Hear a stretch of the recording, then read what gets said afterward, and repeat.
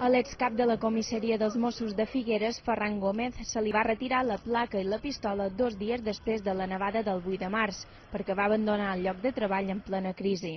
Ara el secretari general d'Interior, Joan Boada, reconeix que la suspensió de sou i feina a Gómez va ser precipitada.